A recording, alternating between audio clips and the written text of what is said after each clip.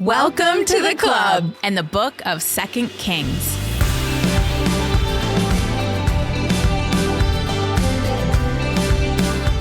Last time in 2 Kings chapters 9 and 10, Israel got some good news. Jezebel, the wicked queen of the north, was killed. Jehu, the new king of Israel, got the deed done, and Jehu proceeded to kill all of Ahab's descendants. He accomplished this through a mass murder of all 70 princes, successfully ending the Omri dynasty, one of the most powerful dynasties in Israel's history. God used Jehu as an instrument of his judgment on Israel. However, Jehu was not a good king. His methods and motive for what he did were not God's. His heart was not for the Lord like David's. But this is not the first time that we have discussed a passage where God used evil people to bring about his plans. We discussed that the challenge for us is to do God's will, but do it God's way. Absolutely. Okay, here's the setup for this episode.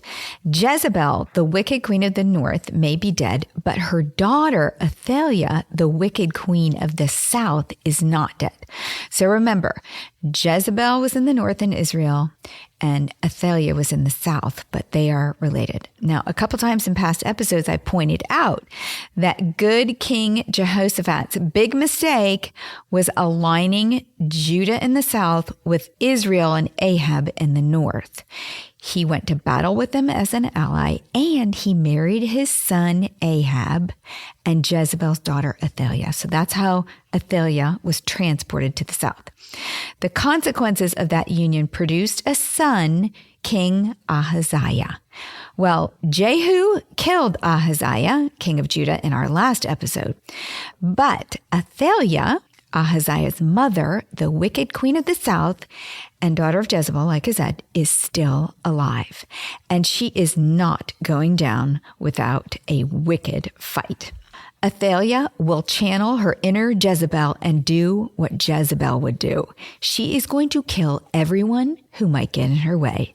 Her goal is to control, and that means a mass murder to match Jehu's. Now, in response to Jehu's mass murder of her family in the north, because remember, she's from the north, and Jehu just killed the 70 princes of Israel in the house of Ahab, some of whom would have been her siblings, some of whom would have been her nieces or nephews. So what she's going to do, Athaliah, daughter of Jezebel, makes her just as evil in my mind as Jezebel, who you will remember killed the prophets and priests. Remember, she was big into Baal worship. Because Athaliah is going to destroy the whole royal family from the line of David, or she's going to try to, including some of her own children and grandchildren. So remember, she was married to the king of Judah, Ahaziah, and Ahaziah is part of the line of David, and Ahaziah's sons and grandsons are in the line of David. So if she's going to wipe them out, she's going to be wiping out her own descendants. But she's not going to wipe all of them out, right? Because we know to that. One goes on. Yeah, but because that's where the line of Jesus is going to come from. That's our story today. And it's kind of a fun story, actually. So scene 1, the wicked queen of Judah tries to kill God's plan. Chapter 11. When Athaliah, the mother of Ahaziah, saw that her son was dead, she proceeded to destroy the whole royal family. So with the death of Ahaziah, Athaliah knew her control as queen mother was over. So remember, the queen mother kind of gets to run the show. But in this case, now that her son's dead, the crown would pass to her oldest grandson, and her influence as queen mother would pass to that grandson's mother. On top of that, Athaliah's family in Israel is dead, and control of that has gone to Jehu. So she doesn't even have family connections in the north anymore. So now her family in Judah is about to put her out to pasture because she's the old queen mother, no power. So what's a raging queen to do? They murder. There was no other strategies to power available to her. Jehu had killed her son, therefore to retain power, to reshape where she wanted the kingdom to go in Judah, she had to wipe out the existing line of kings. That means anyone descended from the line of David. then she could remain in power and on top of that, have sweet vengeance, knowing that she wiped out God's plan for David's line. Because remember, she's a Baal worshiper. She does not like God. She doesn't like the temple. She doesn't like the whole thing. She's just like Jezebel. So how many people did she kill? We don't know. And here's why. And while there is a little bit more information to the story in 2 Chronicles, I'll mention some of it. We don't know how many people she killed because apparently the Philistines had killed some of the family already. Then King Jehoram killed some of his brothers when he became king. We didn't learn that yet. That's coming in Chronicles also. And then Jehu had killed some. So remember last episode, there was a group of people from Judah who went to go visit Joram. And the minute Jehu saw them and saw who they were visiting, he wiped them out too. So we don't know. Some family members could have been in there. So who would have been left for sure? Any other descendants of David from other sons of Solomon could be left. And all of her son Ahaziah's children would have been left, who were Athaliah's grandchildren. Yes, she killed her own grandchildren, and we don't know how many of them there were, but Ahaziah, we know, had multiple wives. So there could have been a lot. Now recall that if Jehoshaphat, the good King Jehoshaphat, who made a couple bad mistakes, had never married his son to Athaliah, none of this would have happened. This is a note for us. Sometimes a seemingly good choice can hide disastrous results.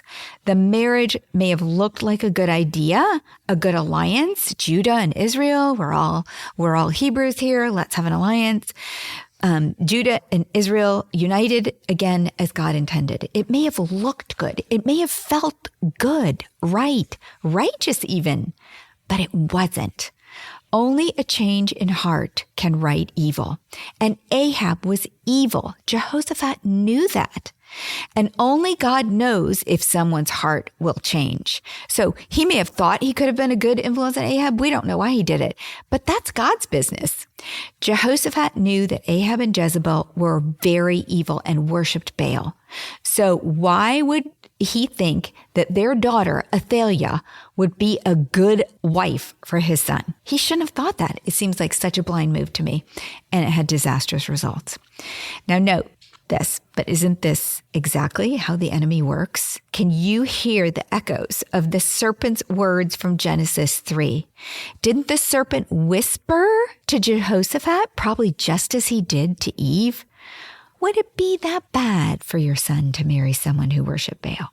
Just like the serpent whispered to Eve, was the fruit really going to do that? It's just deceptive whispers. And doesn't the enemy whisper the same lies to us, creating doubt in our minds, creating desire in our hearts, and creating distraction from our calling? These are all ways the enemy works. We have talked about the path to good and evil over and over. We're going to put it in the show notes again, because this is exactly what probably happened to good King Jehoshaphat in this one mistake. And it just goes to show for us, one mistake has ripples in a pond that goes out forever. All right, Judah and God's people are in trouble. How will the line of King David continue? Where is the remnant that God always promises will be left? Scene 2, God uses a courageous woman to stop Athaliah.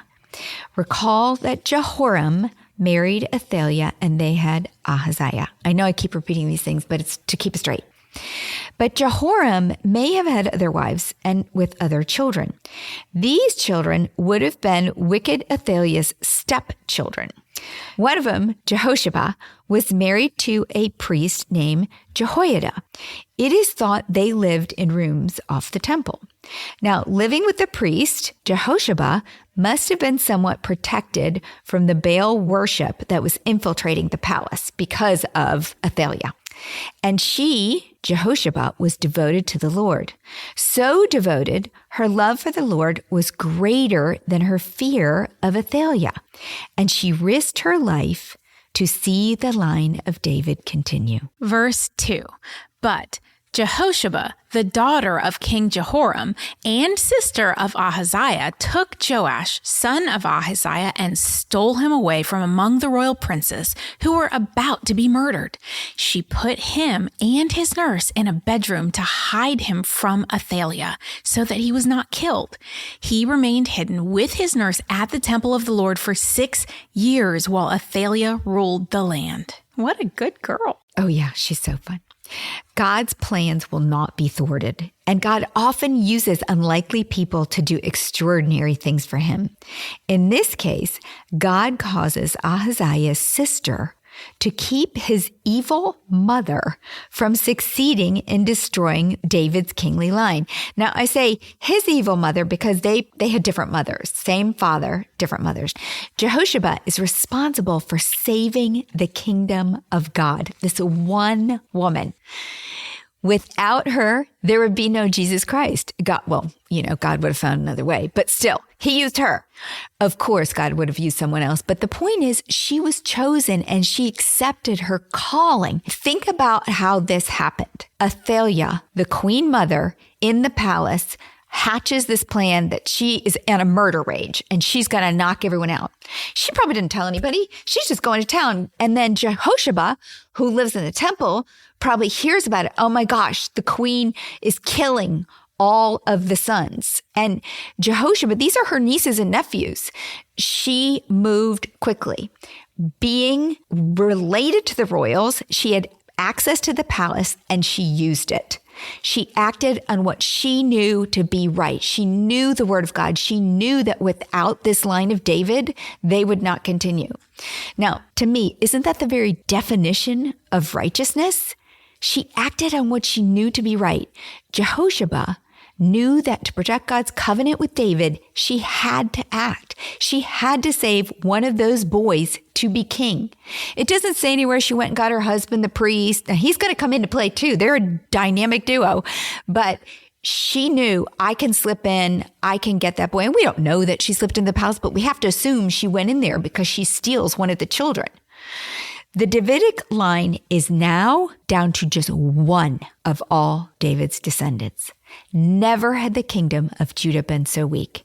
The whole promises of God seem to depend for fulfillment on one little feeble life under the care of this one woman. I do kind of see her almost as a Mary. Mary had this calling to have this child that would not be an easy thing. I mean, it put her at risk for being stoned even because she got pregnant out of wedlock and they weren't married yet if Joseph had not saved her. Oh, yeah. She's risking her life and the life of that nurse and everyone around them by going and taking this baby. Well, Jehosheba knows she's got to keep this kid hidden until the priest can pull it together and crown him. And at the time, he's only 1. He's just a baby. And how do you keep a baby hidden in the thing? And what we don't know yet is Jehoiada and Jehosheba are older. They're much older because we'll talk about this later, but when Joash is about 30, he's over 100. So she sneaks into the palace and she gets this done. And her husband probably didn't even know the plan. She shows up and she's like, I saved one. And they were probably all like, oh, hide him quick, but she's risking her life because Athaliah, you don't want to go up against her. Mm-hmm. She would die too. Scene 3, Joash is crowned king. Okay, Jehosheba is not all alone. It sounds like she did this act alone, but she has a husband named Jehoiada, and he's a priest, and he is a priest of standing, possibly the high priest, although he's never really called that. He clearly had a lot of authority. Verse 4, in the 7th year, Jehoiada sent for the commanders of units of 100, the Kerites and the guards, and had them brought to him at the temple of the Lord. He made a covenant with them and put them under oath at the temple of the Lord. Then he showed them the king's son. He commanded them, saying, this is what you are to do. You who are in 3 companies that are going to duty on the Sabbath, 1/3 of you guarding the royal palace, 1/3 at the Sur Gate, and a third at the gate behind the guard, who take turns guarding the temple, and you, who are in the other 2 companies that normally go off Sabbath duty, are all to guard the temple for the king. Station yourselves around the king, each of you with weapon in hand. Anyone who approaches your ranks is to be put to death. Stay close to the king wherever he goes. The commanders of units of 100 did just as Jehoiada the priest ordered. Each one took his men, those who were going on duty on the Sabbath and those who were going off duty, and came to Jehoiada the priest. Then he gave the commanders the spears and shields that had belonged to King David and that were in the temple of the Lord.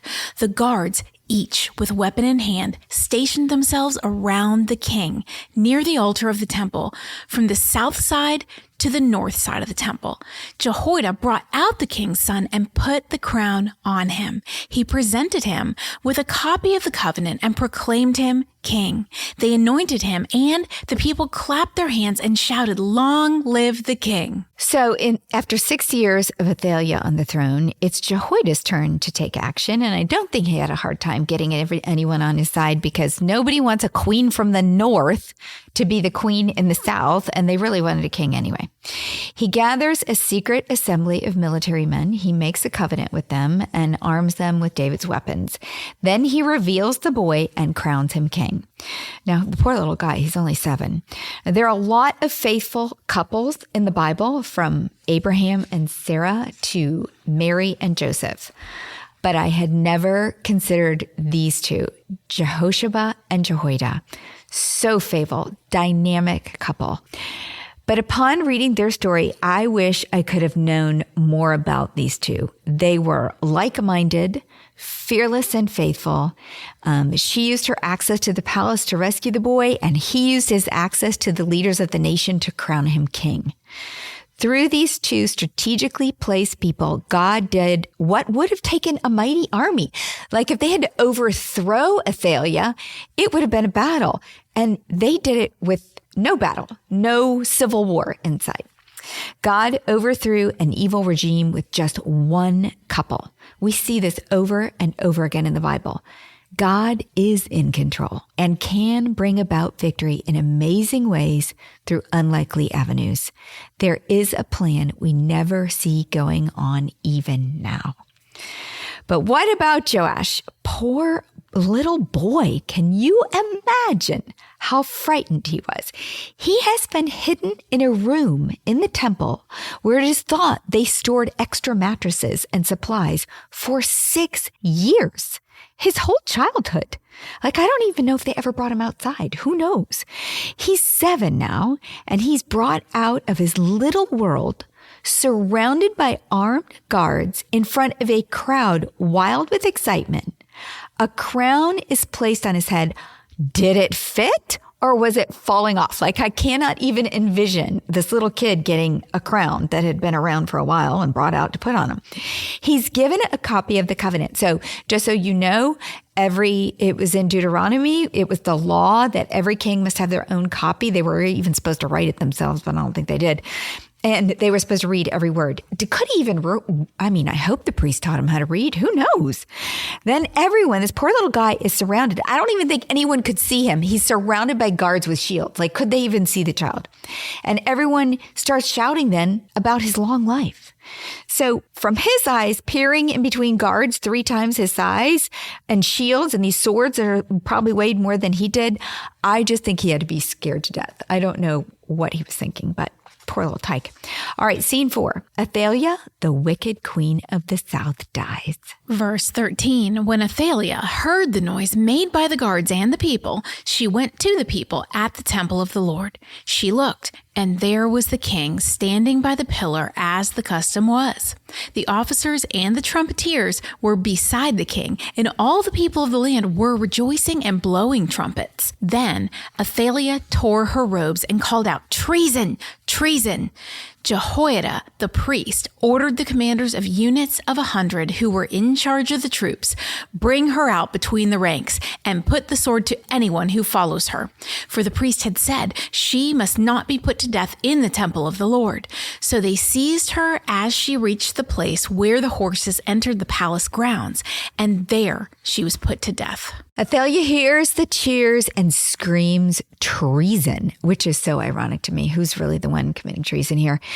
Jehoiada, the priest, like Phinehas, another righteous killer priest we know from the book of Numbers and Joshua, does not hesitate to kill Athaliah. The wicked queen of the south is dead, and that makes two. The mother-daughter duo, the wicked queens of the north and the south, are dead. Good news. Now the priests are in control.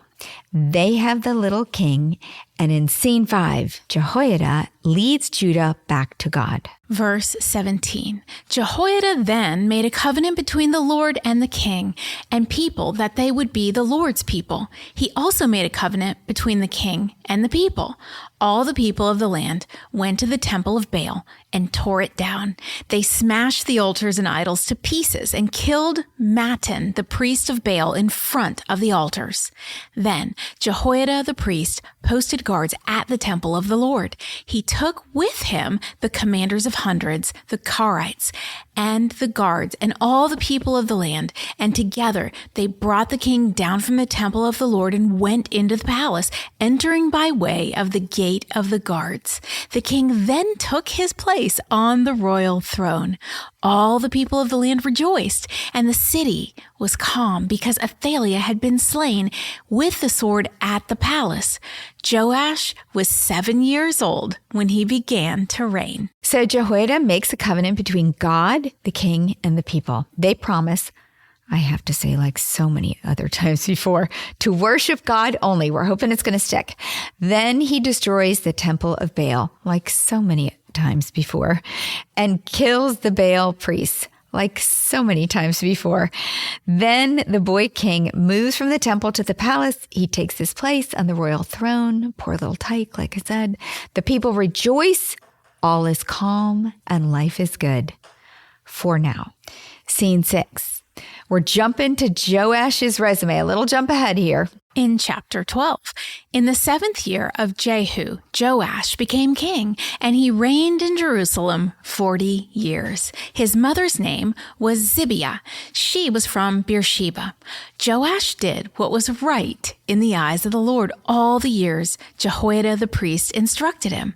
The high places, however, were not removed. The people continued to offer sacrifices and burn incense there. Zibiah is the new queen mother. Now I have to wonder if she had known that her baby Joash was hidden in the temple, or had she assumed he was dead for the last 6 years. Where is that story? I would like to know. Can you imagine her joy at seeing him alive and crowned king? Well, Zibiah was from Judah and therefore an Israelite, not a foreigner like Jezebel had been. Thank the Lord for that. Hopefully no more Baal influence. The young king now has 2 influences in his life because remember the queen mother wielded some power and he's a very young king. So he has his mother and he has Jehoiada. Now Joash reigned 40 years and it says that he did right in the eyes of the Lord. However, that comment is qualified. He did right all the years Jehoiada, the priest, was alive. Now, Jehoiada is older. He dies at the age of 130, we learn from Chronicles. After the death of this faithful advisor, Jehoiada, Joash became lukewarm in his devotion to God. He did not remove the high places. Now, the high places were not Baal worship. They were local worship sites that were often situated on elevated areas like hills or mountains. And these sites were used for making sacrifices that should have taken place at the temple. But, people lived far out, and when the king ruled lightly, they would make their own worship place, and they called them the high places. But the problem was, although these high places were initially intended for the worship of Yahweh, they often became centers for idolatrous worship because they weren't being overseen by the temple. And so people, go astray and start creating their own religion. There is more on Joash's reign to come in 2 Chronicles 24. Ultimately, Joash was a good king gone bad. He will commit evil, even to the point of killing Jehoiada's son, Zechariah, which is really sad. Note to us, having a spiritual mentor can be the difference between good and evil choices. Joash did fine while he had Jehoiada, but when Jehoiada died, he went astray. In this story, Jehoiada is still on the scene, and Joash does good. Scene 7. Joash restores the temple. Verse 4, Joash said to the priests, "Collect all the money that is brought as sacred offerings to the temple of the Lord, the money collected in the census, the money received from personal vows, and the money brought voluntarily to the temple. Let every priest receive the money from one of the treasurers. Then use it to repair whatever damage is found in the temple." So this is good. The maintenance of the temple was the responsibility of the king. The execution of repairs were the responsibility of the priests. Joash orders that the money brought in through several ways, because they had several different ways money came in, be used to repair damage in the temple. So he's just kind of stewarding well what the Lord has given them. Yes. Yeah. Verse 6, but by the 23rd year of King Joash, the priests still had not repaired the temple. Therefore, King Joash summoned Jehoiada, the priest, and other priests and asked them, "Why aren't you repairing the damage done to the temple? Take no more money from your treasurers, but hand it over for repairing the temple." The priests agreed that they would not collect any more money from the people and that they would not repair the temple themselves. Joash is now 30 years old, and he's getting impatient for progress on the temple. This passage makes it sound like the priests were at fault and possibly mishandling the money.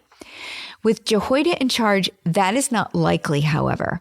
He was aging and over 100. The thought is, from most of the commentaries, that the priests were just slow and not moving as fast as his type A personality wanted them to. Exactly, as Joash wanted.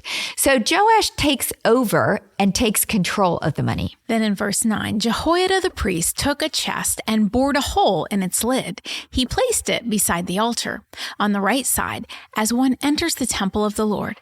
The priests who guarded the entrance put into the chest all the money that was brought to the temple of the Lord. Whenever they saw that there was a large amount of money in the chest, the royal secretary and the high priest came, counted the money that had been brought into the temple of the Lord, and put it into bags. When the amount had been determined, they gave the money to the men appointed to supervise the work on the temple. With it, they paid those who worked on the temple of the Lord, the carpenters and builders, the masons and stonecutters.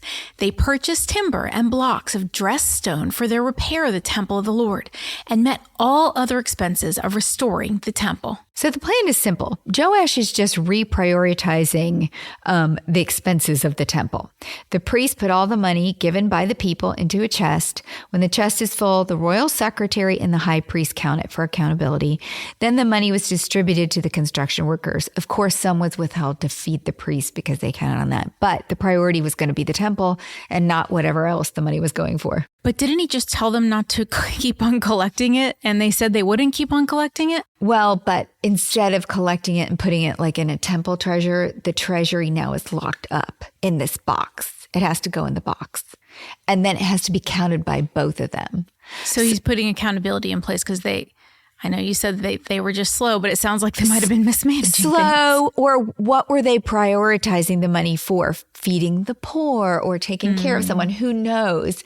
It doesn't ever say that they were spending it on themselves, but maybe they were a little soft-hearted and they weren't prioritizing the speed of the construction. I see. And Joash was saying, no, all the money, except for what you need to eat, is going to go towards the temple until we get the temple done. Yeah. Verse 13, the money brought into the temple was not spent for making silver basins, wick trimmers, sprinkling bowls, trumpets, or any other articles of gold or silver for the temple of the Lord.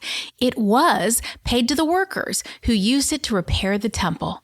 They did not require an accounting from those to whom they gave the money to pay the workers because they acted with complete honesty. The money from the guilt offerings and sin offerings was not brought into the temple of the Lord. It belonged to the priests. Restoring the temple was the highlight of Joash's reign. What happened next destroyed all the good he did for the temple. Scene 8, Joash's murder. Verse 17. About this time, Hazael, king of Aram, went up and attacked Gath and captured it.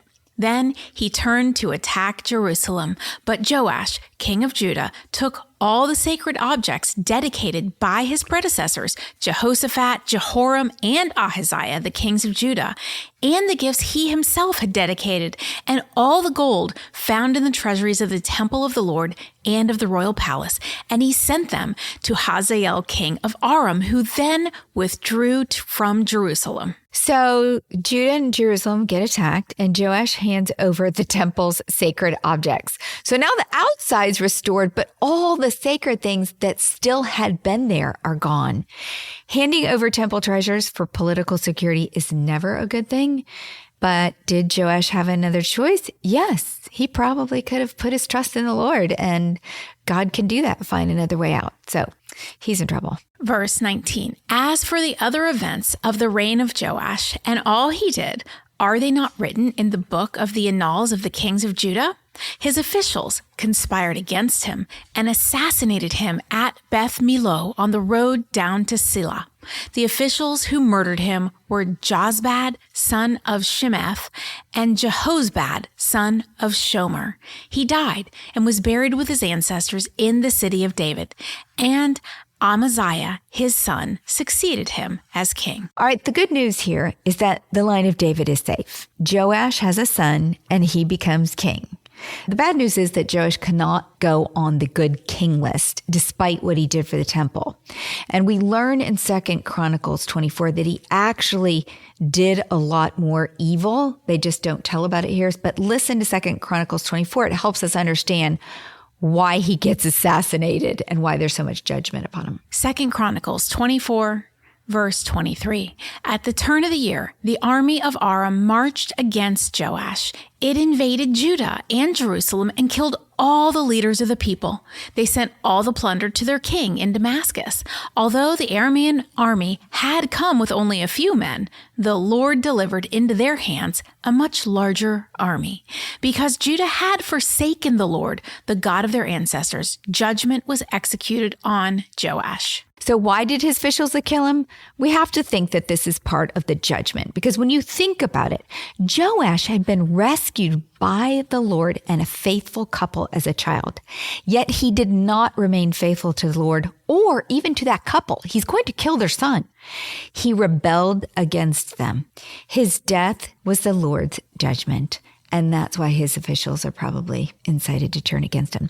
Note the lesson for us in the life of Joash. The Apostle Luke in chapter 12, verse 48 said this: From everyone who has been given much, much will be demanded. And from the one who has been entrusted with much, much more will be asked. So why did Joash deserve judgment? Joash had been given much.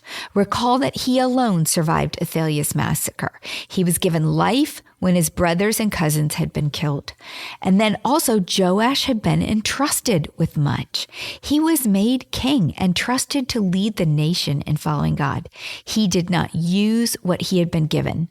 When he had come of age and his mentor Jehoiada had died, and he finally stood alone, it is clear that he had not truly adopted God's ways as his own.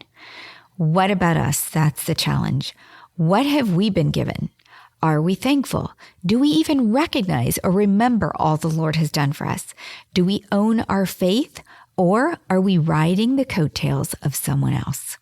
It's worth pondering, for in the end, Joash is not the man we want to be compared to. And I think that, yes, he should have been thankful. I think he should have done different things, but I also think some of that responsibility goes to bear on the people around him. I understand that the priest was guiding him for so long, but at some point you realize that you're going to need to pass it on, the wisdom, to this child, and somewhere along the way, he didn't get it. So I think it became a hard issue. I do think Jehoiada was teaching him. He had been raised by Jehoiada, and so when you think of, he moved into the palace, but Jehoiada probably moved with him. He was his mentor because this is the couple that had been parenting him for 6 years.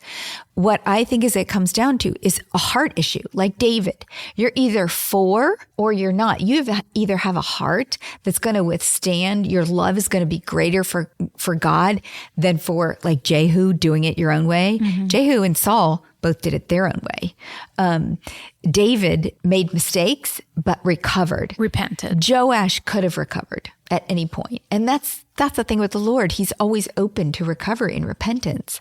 But it doesn't sound like Joash ever like truly had a desire for the Lord. That's the basis for all these kings that are evil, is they just don't love the Lord enough or at all. Now, in our next episode, we are going to begin one of the darkest periods for the nation of Israel. And we're going to say goodbye to our dear friend, Elisha.